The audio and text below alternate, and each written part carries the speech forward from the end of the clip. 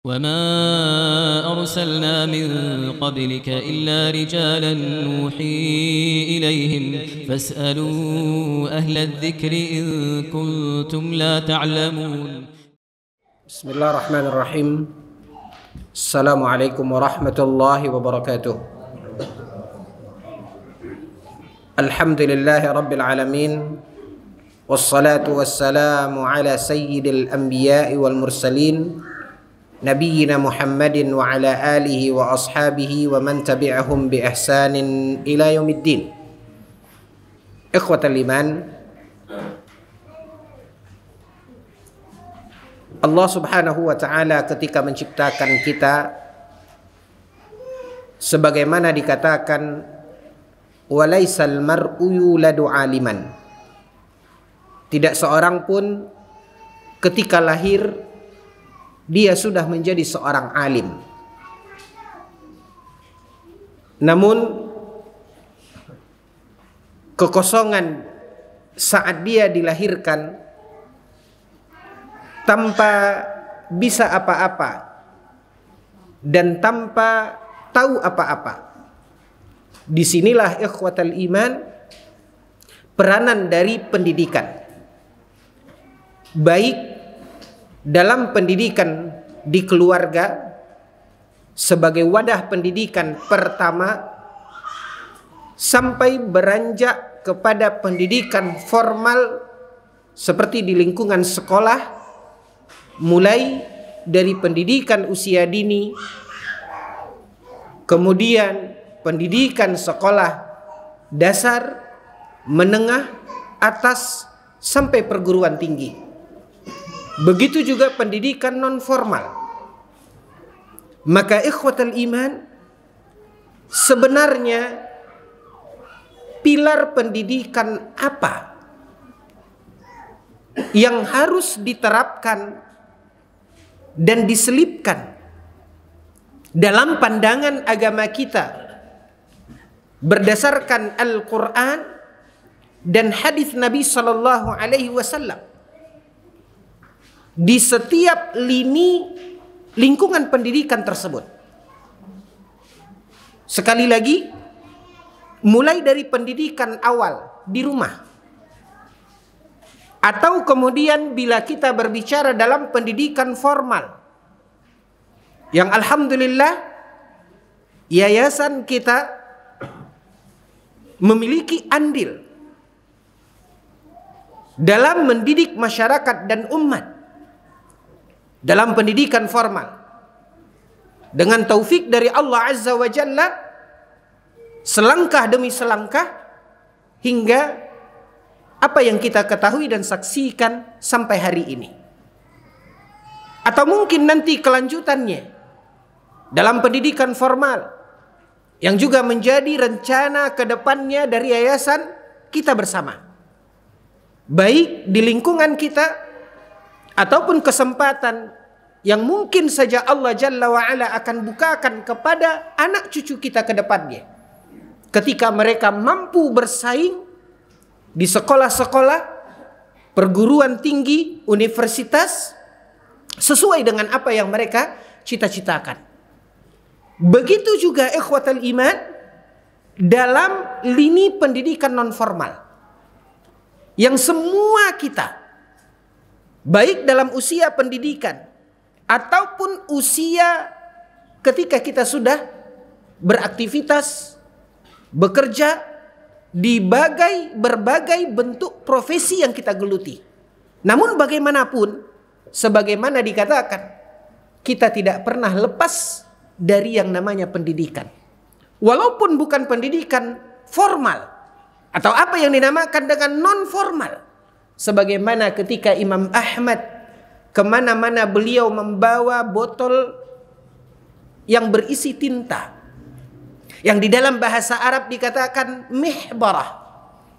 Orang-orang menyanggahnya, dan orang-orang mengatakan kepada Imam Ahmad, Anda adalah seorang imam, tapi kenapa Anda kemana-mana masih membawa botol tinta? Apa jawab Imam Ahmad? Ma'al mihbarati ilal maqbarah.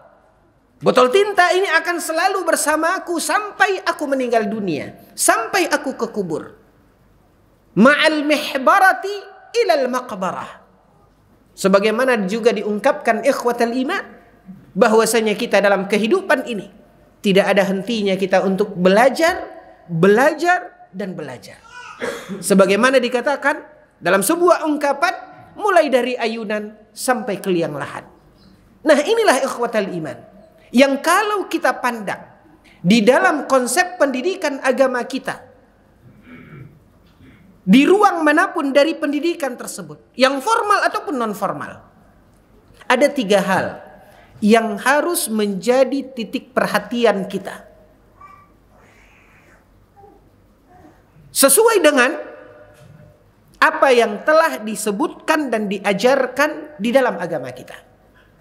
Yang tentu ikhwatal iman, sebagai umat Nabi Muhammad sallallahu alaihi wasallam, kita sangat meyakini di mana Allah Subhanahu wa taala telah memberikan dan mengantarkan kepada kita guru kita, murabbi kita, yang seharusnya dan seyogianya kita jadikan acuan dan panutan. Itulah baginda kita Nabi Muhammad sallallahu alaihi wasallam, yang Allah Subhanahu wa taala telah tuntun beliau, dan Allah Subhanahu wa taala telah memberikan amanah kepada beliau, dan beliau memiliki kesungguhan di dalam mentarbiyah umatnya sesuai dengan tujuan dan jalan alur penciptaan manusia. Maka ikhwatal iman, bila kita memperhatikan bahwasanya konsep pendidikan yang ditanamkan oleh Nabi sallallahu alaihi wasallam, yang pertama, Nabi menancapkan pilar at-tauhid di jenjang pendidikan manapun, seperti yang sudah kita paparkan di mukaddimah kita tadi. Apakah itu mulai dari pendidikan di rumah, khususnya para ibu yang dikatakan oleh para pujangga bahwasanya kaum wanita dan para ibu itu hiya madrasatun. Seorang ibu itu pada dasarnya dialah sekolah pertama setiap anak.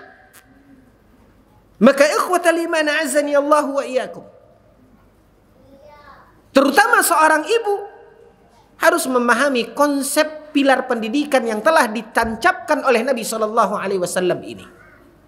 Lihat bagaimana Rasulullah sallallahu alaihi wasallam yang kemudian diikuti oleh umat-umat terbaik, mulai dari kalangan para sahabat, para tabi'in dan atba'ut tabi'in, bagaimana mereka meletakkan poin tauhid dan akidah sebagai skala prioritas. Itulah konsep yang telah Allah Subhanahu wa taala turunkan. Allah Subhanahu wa taala telah berikan, dan itu menjadi dasar dan manhaj risalah yang dibawa oleh Nabi kita yang mulia. Nabi yang seyogianya kita jadikan sebagai guru, Nabi yang seyogianya kita jadikan sebagai murabbi, yang Allah Subhanahu wa taala telah katakan, laqad kana lakum fi Rasulillahi uswatun hasanah. Bahkan ikhwatal iman, lihat bagaimana perjalanan dakwah pendidikan yang telah dilalui oleh Nabi sallallahu alaihi wasallam ketika beliau mendidik dan mengajar umatnya ini. Dari apa yang Allah Subhanahu wa taala telah turunkan di dalam risalah yang Nabi bawa. Lihat ikhwatal iman, ketika Rasulullah sallallahu alaihi wasallam diutus menjadi nabi dan rasul, yang dimulai dengan apa yang disebutkan oleh para ulama sejarah dengan fatrah makkiyah. Fatrah makkiyah, yaitu masa dakwah Nabi sallallahu alaihi wasallam sejak diangkat menjadi rasul sampai kemudian Nabi Allah izinkan dan perintahkan untuk hijrah. Dan itulah peralihan dari fatrah makkiyah kepada fatrah madaniyah. Masa Nabi di kota Mekah dan masa Nabi di kota Madinah hingga wafatnya Nabi Muhammad sallallahu alaihi wasallam. Nah, ikhwatal iman, sebagaimana yang kita ketahui Sejak Nabi SAW dinobatkan dan diangkat menjadi Rasul di kota Mekah.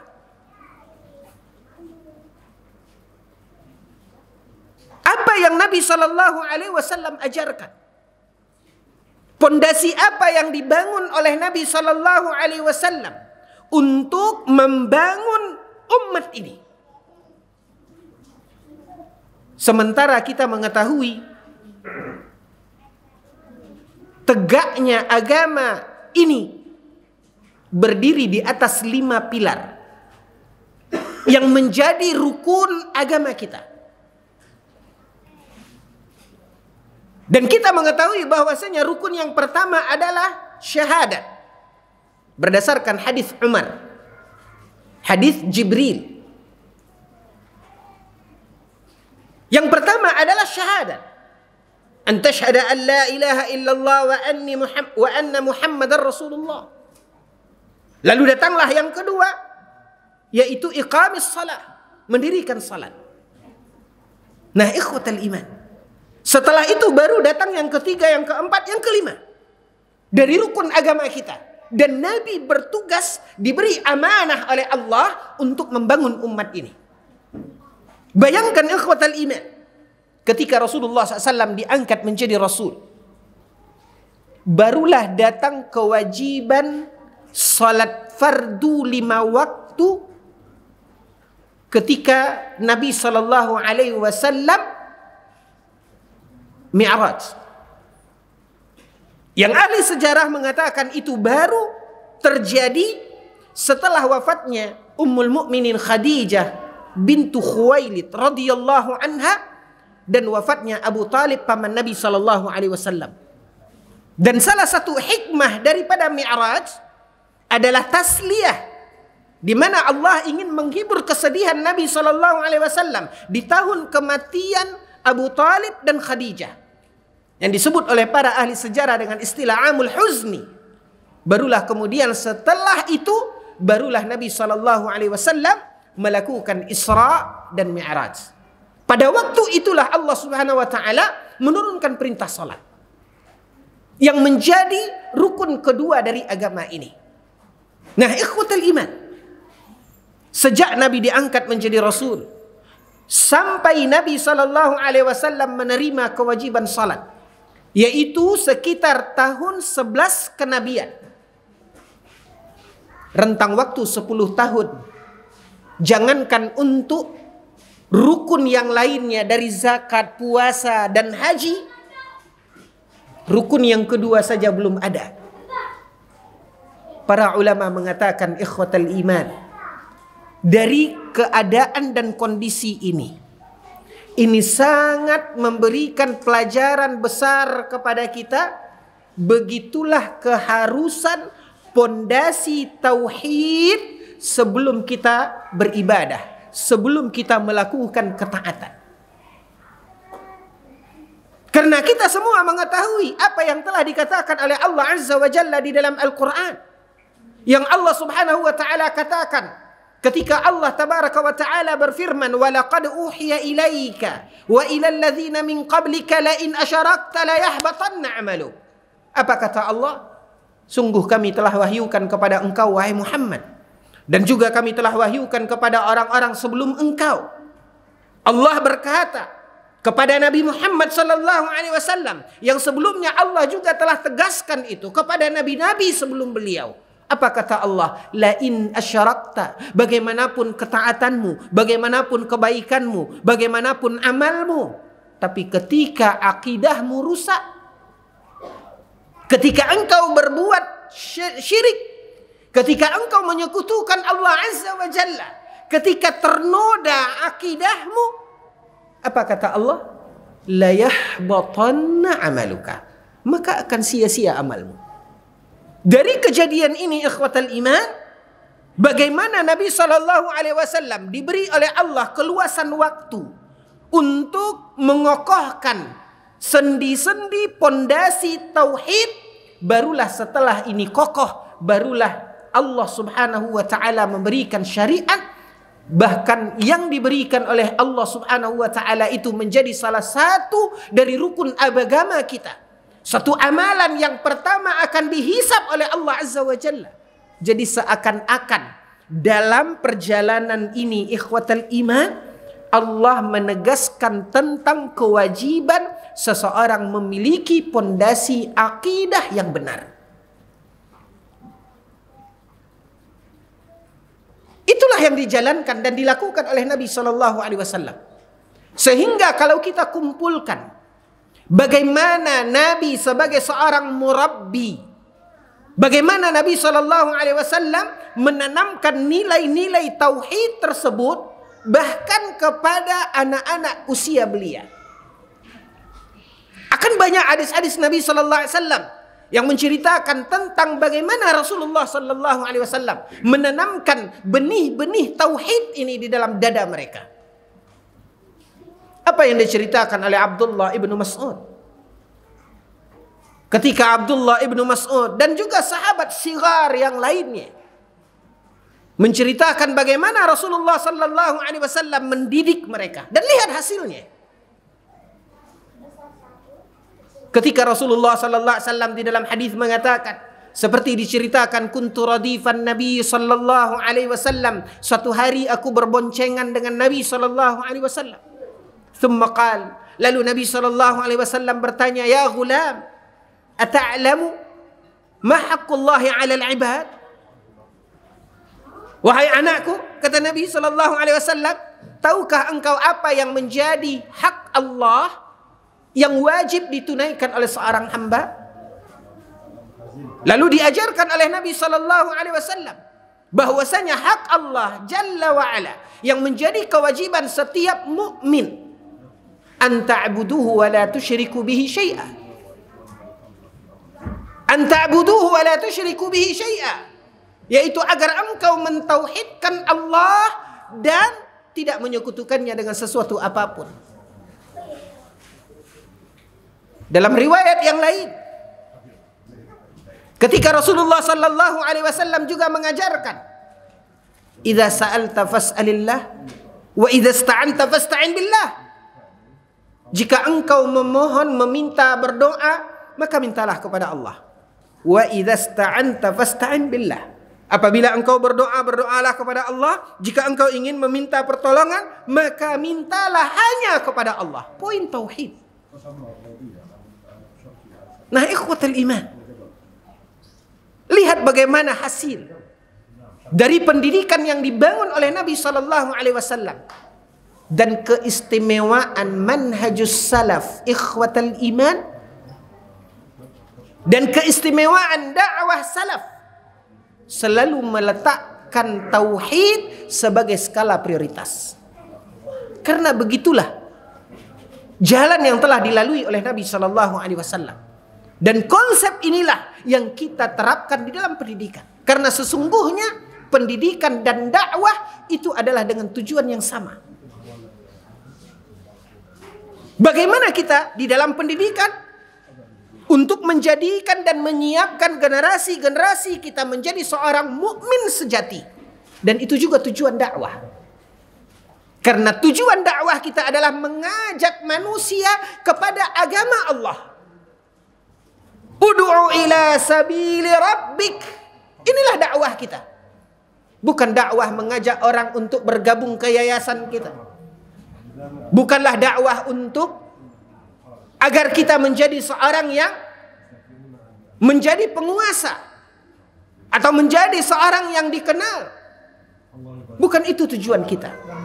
Tujuan kita adalah membentuk umat menjadi masyarakat dan manusia yang bertauhid, sehingga dia akan menggapai keselamatan di dunia dan keselamatan di akhirat. Nah, ikhwatul iman, langkah inilah yang dijalankan oleh Rasulullah SAW, yang diterapkan oleh Nabi SAW. Lihat bagaimana ketika Nabi SAW mengutus Mu'adz, ketika akan dijadikan oleh Nabi SAW sebagai corong da'i Nabi, yang Nabi utus kepada ahlul kitab. Innaka la ta'ti qauman min ahlil kitab. Sebagaimana yang diceritakan sendiri oleh Mu'adz, lamma ba'athahu ila al-Yaman, ketika Nabi SAW mengutus Mu'adz ke Yaman. Apa kata Rasulullah? Innaka la ta'ti qauman min ahli al-kitab. Engkau akan berdakwah dan akan dikirim untuk mendakwahi mereka yang dahulu background mereka adalah ahlul kitab. Apa kata Nabi SAW?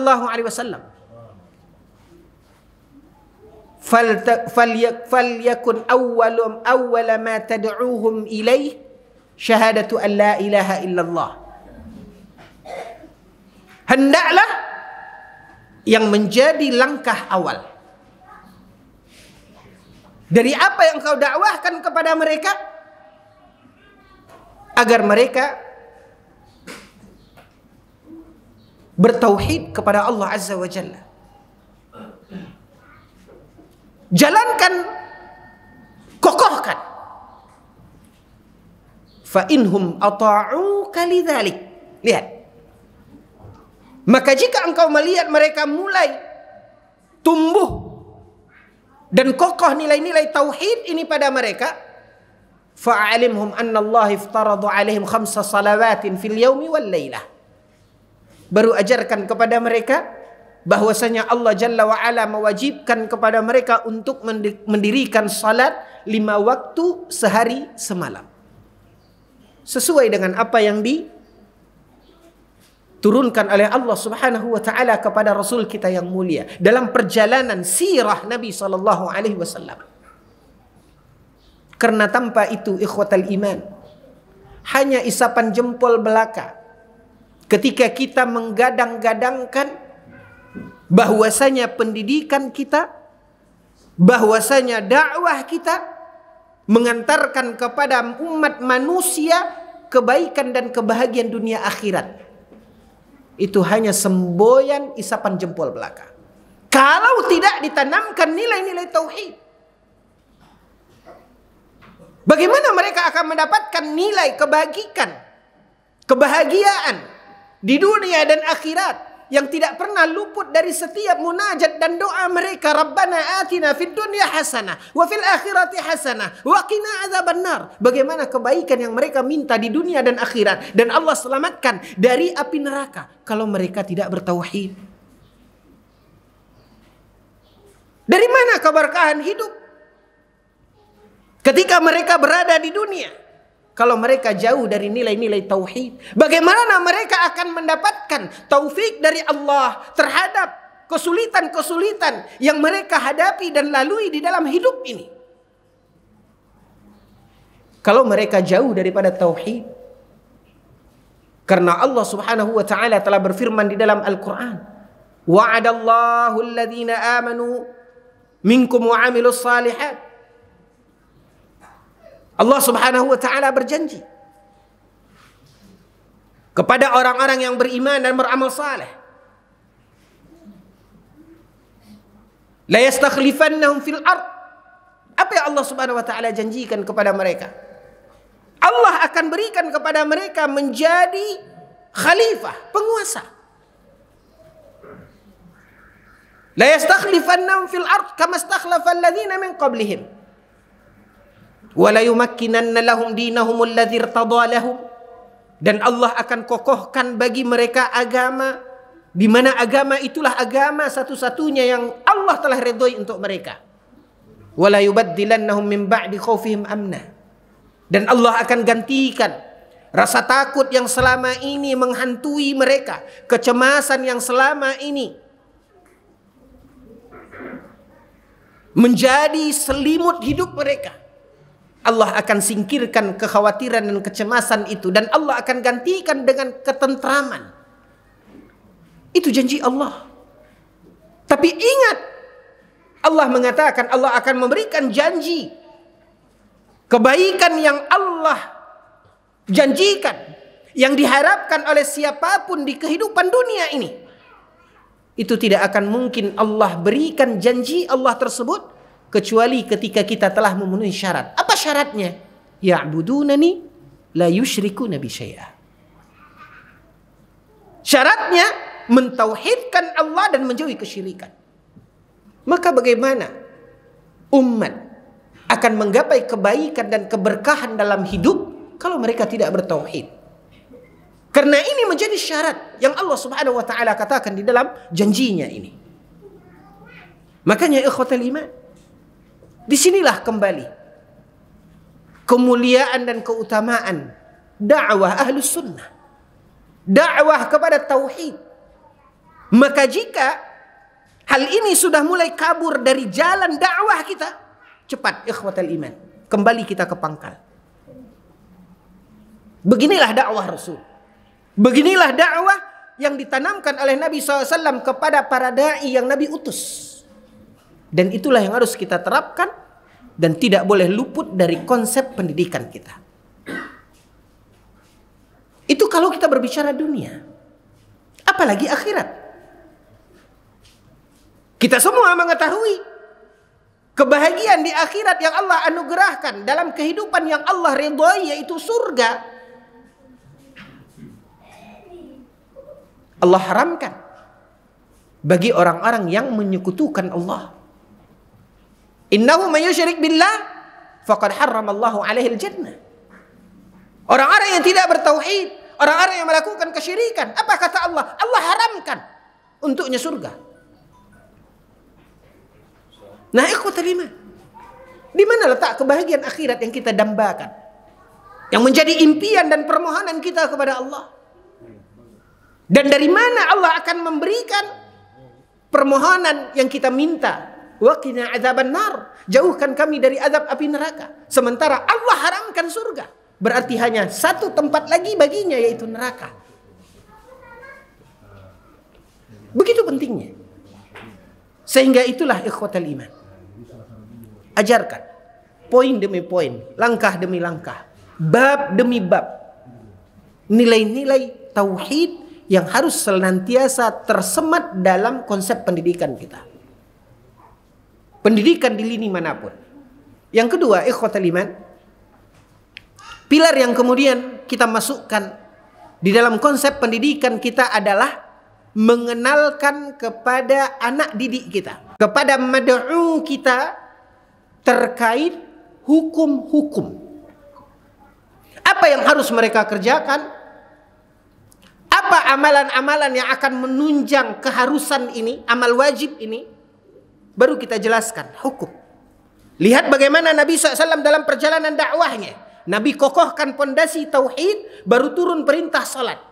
Lalu kemudian Nabi hijrah, baru turun perintah puasa, perintah zakat.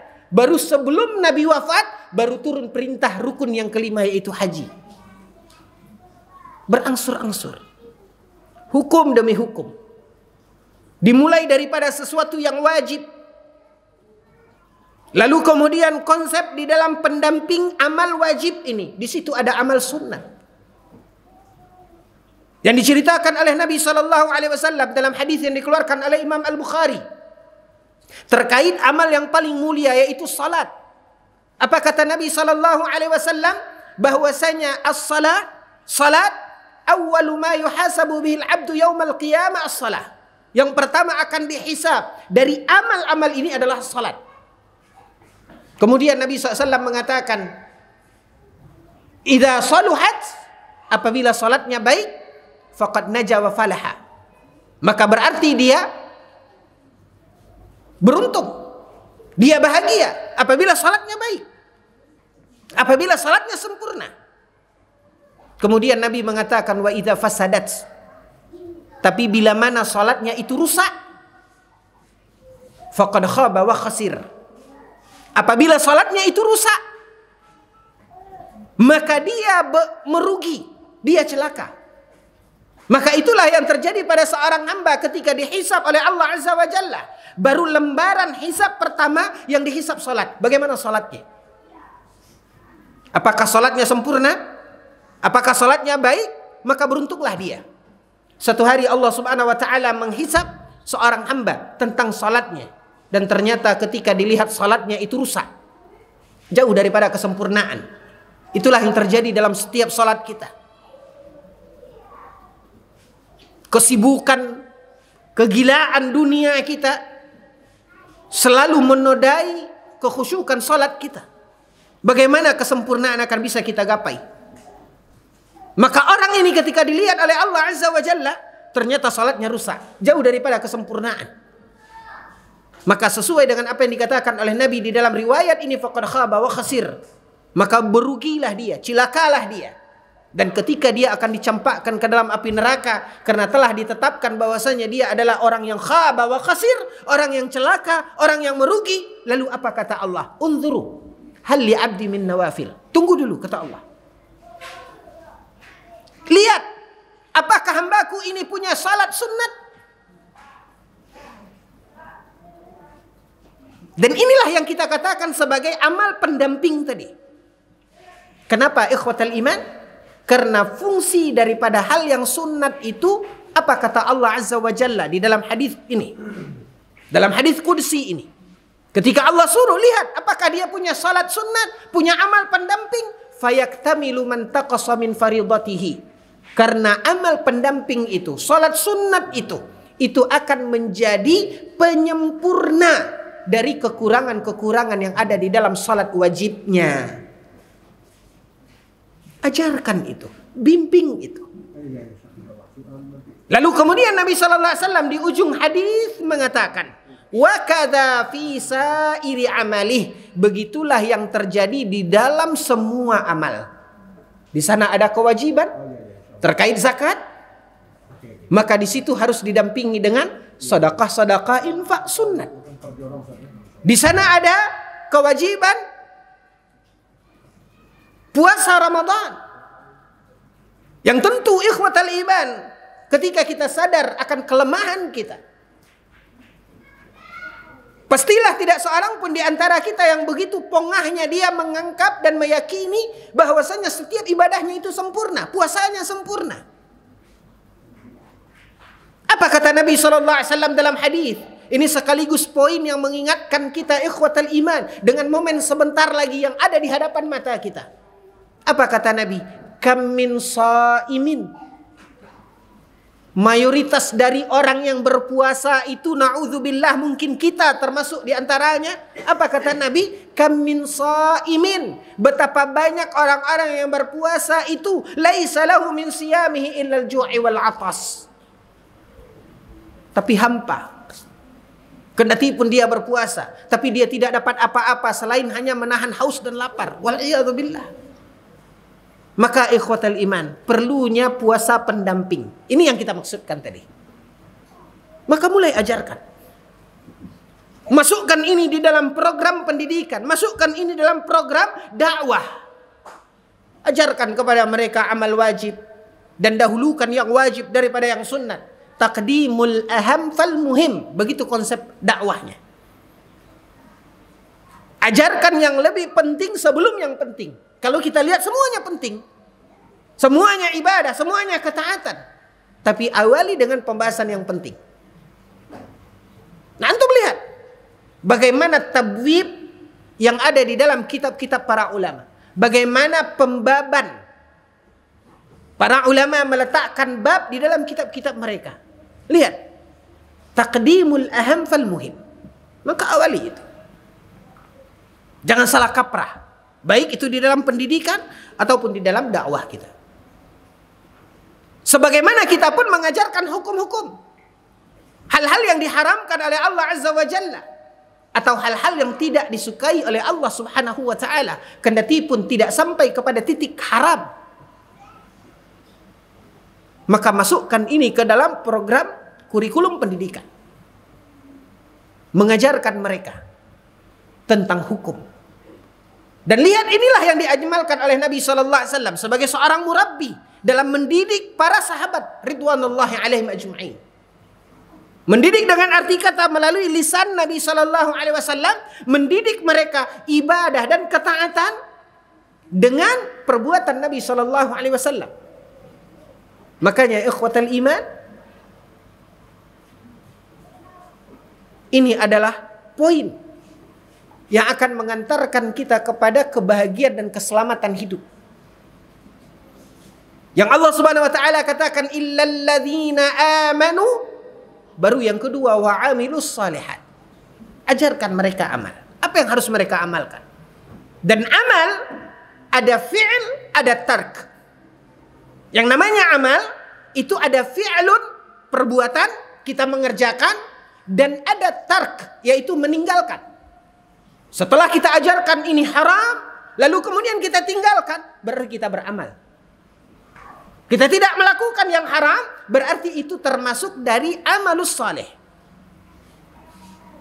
Makanya fahami ikhwatal iman, wa amilus salih illal ladzina amanu, itu dia tauhid, iman. Wa amilus salihat, ini dia pilar yang kedua, yaitu amal. Baik itu fi'il al-ma'mur, mengerjakan yang diperintahkan, wa tark al-manhi, yaitu meninggalkan yang dilarang. Masukkan itu, mulai ajarkan. Lihat bagaimana Nabi SAW mengajarkan para sahabatnya. Baik itu dari lisan Nabi ajarkan, atau Nabi SAW berbuat, lalu mereka mencontoh. Makanya kemudian lihat ikhwatal iman, ketika para sahabat meriwayatkan itu, apa mereka mengatakan? Seperti Utsman ibnu Affan, setelah beliau mengajarkan cara berwudu, apa kata Utsman ibnu Affan? Hakadza ra'aitun Nabi sallallahu alaihi wasallam yatawadda. Apa artinya itu? Utsman mengatakan, beginilah aku belajar dulu dengan Nabi. Beginilah dahulu yang aku lihat Nabi SAW berwudu. Jadi mereka melihat, dan ini adalah sarana pendidikan yang Allah karuniakan, yaitu mereka melihat, aku melihat, beginilah dulu Nabi SAW berwudu. Nabi ajarkan kepada mereka. Dan itu yang dilalui oleh para sahabat. Lihat pembahasan tentang puasa. Bagaimana para sahabat dahulu mengajarkan anak-anak mereka berpuasa. Diceritakan oleh anak-anak sahabat bagaimana orang tua mereka, yaitu kibar sahabah, mengajarkan mereka berpuasa. Ini mendidik mereka dalam ibadah. Bagaimana mereka melihat, belajar dari Nabi SAW tentang salat, sampai hal-hal yang detail pun mereka belajar dari Nabi SAW. Nah, mungkin ikhwatal iman, kalau terkait amal yang jelas-jelas tampak, seperti gerakan sholat, Nabi mengangkat tangan, itu dari jauh pun nampak. Kalau jangankan begitu memperhatikan, pura-pura memperhatikan pun nampak oleh kita. Bagaimana Nabi takbir, bagaimana Nabi bersedekap, apa yang dibaca oleh Nabi terdengar. Ternyata bukan hanya itu ikhwatal iman yang diajarkan oleh Nabi, yang dipelajari oleh para sahabat. Bahkan hal yang kecil pun, hal yang mendetail pun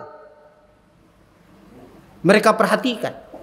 Lihat hadis Nabi SAW, bagaimana Nabi berisyarat ketika tahiyyah, ketika Nabi bertasyahud.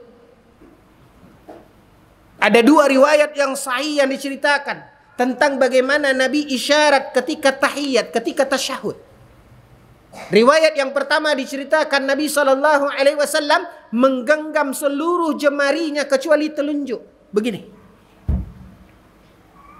Ini tak akan mungkin diperhatikan oleh seseorang kecuali dia betul-betul detail melihatnya. Orang yang jauh di belakang tidak akan nampak. Lihat bagaimana kegigihan mereka belajar dari Nabi SAW. Belum lagi melihat kebiasaan-kebiasaan Nabi. Mereka perhatikan.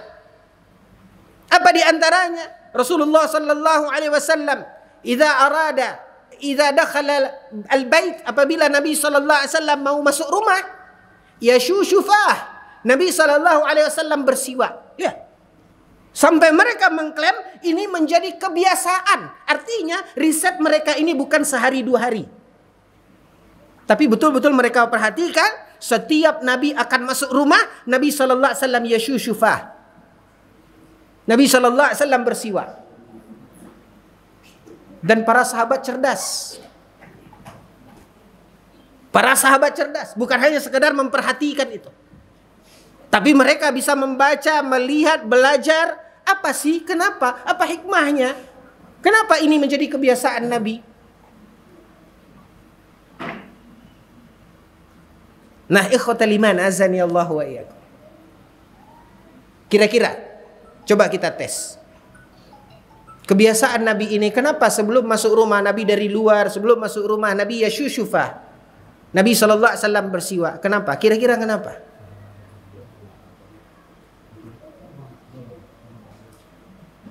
Ayo Pak, khusus bapak-bapak ini, kita yang sering keluar.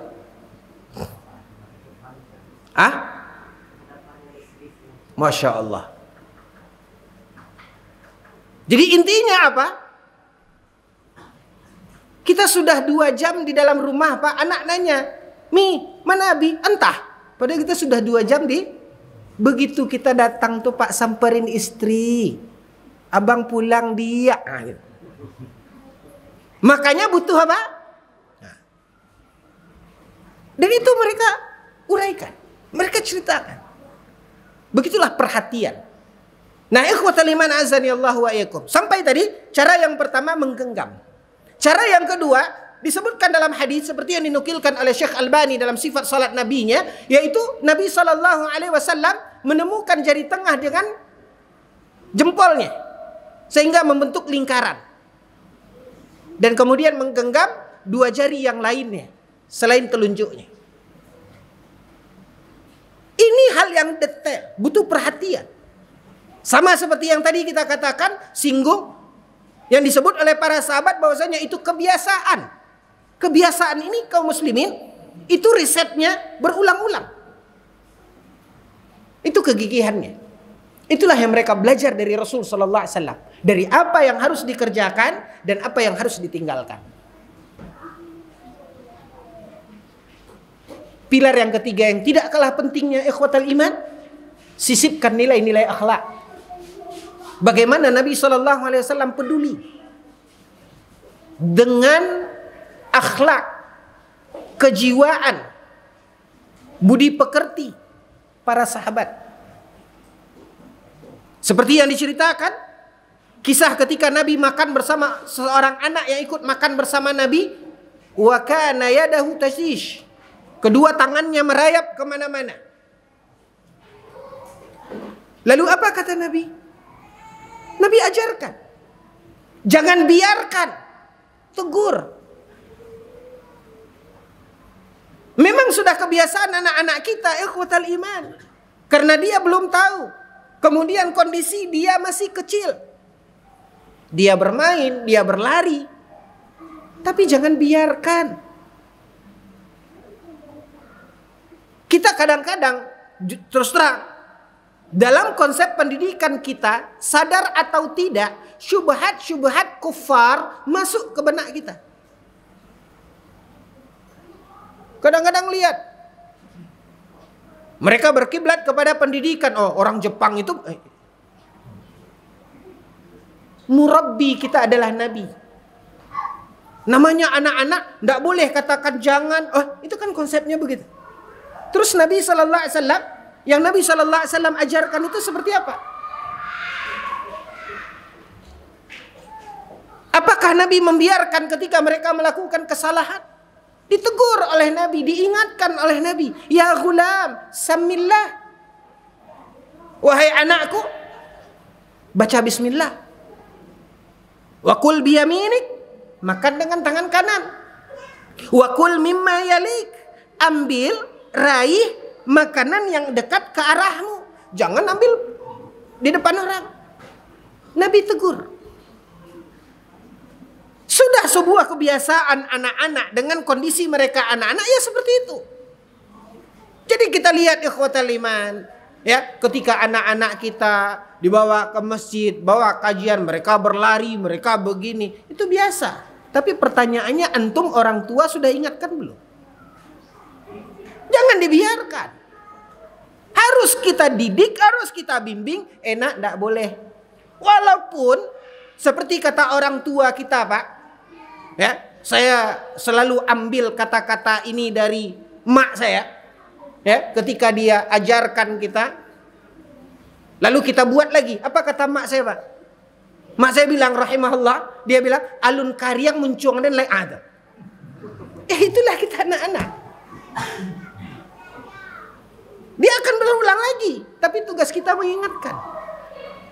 Tidak akan ada orang hari ini mendaftar sekolah, masuk sekolah, hari itu juga wisuda. Tidak akan ada, Pak. Butuh sabar.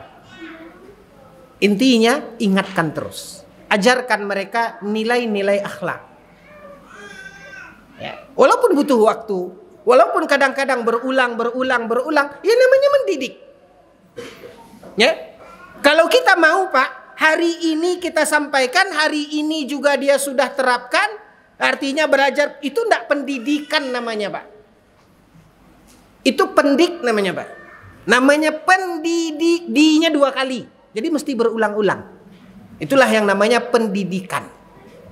Jadi sabar. Ajarkan nilai-nilai akhlak. Karena ikhwatal iman, silahkan antum gali pembahasan tentang mubtilatil a'mal. Tentang pembahasan tentang hal-hal yang membatalkan amal. Tauhid sudah kita kokohkan. Kita ajarkan amal.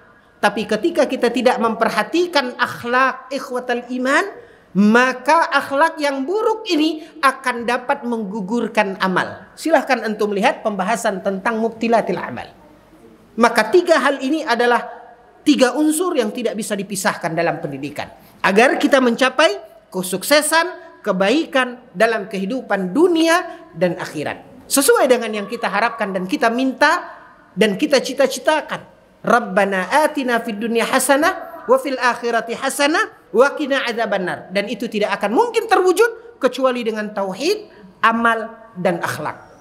3 pilar ini yang harus kita masukkan di dalam pendidikan kita di setiap lini. Apakah itu pendidikan di rumah, pendidikan formal, ataupun pendidikan non formal yang sekarang kita sedang belajar.